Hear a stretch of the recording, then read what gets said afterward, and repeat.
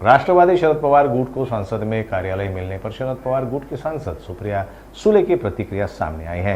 आज बारामती में मीडिया से बात करते हुए सुले ने न्याय देवता पर भरोसा रखते हुए हमेशा सत्य की ही जीत होने का विश्वास जताया है। साथ ही सुले ने आरएसएस अध्यक्ष मोहन भागवत के बयान को लेकर भी तीखी टिप्पणी की। वहीं अन्य कई महत्वपूर्ण मुद्दों पर भी उन्होंने अपनी प्रतिक्रिया व्यक्त की। किरण रिजिजू हे या देशाचे पार्लमेंटरी अफेअर्स मंत्री आहेत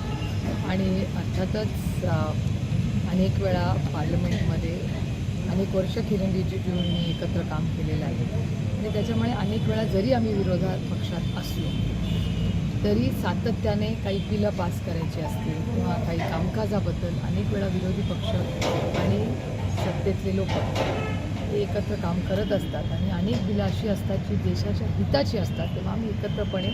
बिलं पास करतो। त्यामुळे माझे आणि त्या पार्लमेंटरी अफेअर्स मिनिस्ट्रीचे नेहमीच चांगले संबंध राहिले, कारण का राष्ट्रवादी काँग्रेस पक्ष आणि आदरणीय पवारसाहेबांनी एक गोष्ट आम्हाला सातत्याने सांगितली आहे, ज्याचा उल्लेख आदरणीय प्रधानमंत्रीही करतात की देशामध्ये दोनच असे पक्ष जे कधीही पार्लमेंटमध्ये वेलमध्ये जात नाहीत। एक म्हणजे ओडिसाचा बिजू जनता दल आणि दुसरा आदरणीय पवारसाहेबांचा राष्ट्रवादी काँग्रेस पक्ष। आणि त्याच्यामुळे आमचे अनेक वेळा, कारण का आमचा संविधानावर विश्वास आणि प्रेम आहे आणि आदर आहे आणि हा देश संविधानानेच चालतो, त्यामुळे जे काही पार्लमेंटरी प्रोसिजर्स आहेत त्यांनीच आम्ही काम करतो आणि त्याच्यामुळे पार्लमेंटरी प्रोसिजरप्रमाणे राष्ट्रवादी काँग्रेस पक्ष हा आदरणीय पवारसाहेबांचाच आहे आणि त्याबरोबर त्यांना मेरिटवर महाराष्ट्राच्या आणि देशाच्या मायबाप जनतेने जी साथ दिली आहे त्या मेरिटवर ते ऑफिस मिळालेलं आहे। कारण म्हणजे या देशाचे सरन्यायाधीश खूप मोठं पद आहे आणि माननीय प्रधानमंत्री हे खूप मोठं पद आहे, त्याच्यामुळे दोन खूप महत्त्वाच्या पदावर असणारे लोक आहेत आणि अर्थातच वयाने कर्तृत्वाने ते सगळेच माझ्यापेक्षा अतिशय मोठे आहेत, त्याच्यामुळे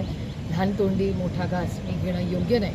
पण साधारणपणे अशी घटना झाली नाही असं वाचनामध्ये किंवा जे काय आता वाचायला आज सकाळपासून चॅनल्सवर किंवा वर्तमानपत्राच्या ब्लॉग्समध्ये मिळते किंवा काही वकिलांनी त्याच्यावर भाष्य केलेलं आहे, पण मलाही थोडासा आश्चर्य वाटलं, पण माझा विश्वास आहे, माझा कोर्टावर विश्वास आहे आणि या देशाचे सरन्यायाधीश हे अर्थातच त्यांनी विचार करूनच हे काही केलं असेल, पण माझा आजही सरकारवर विश्वास नाही या, पण माझा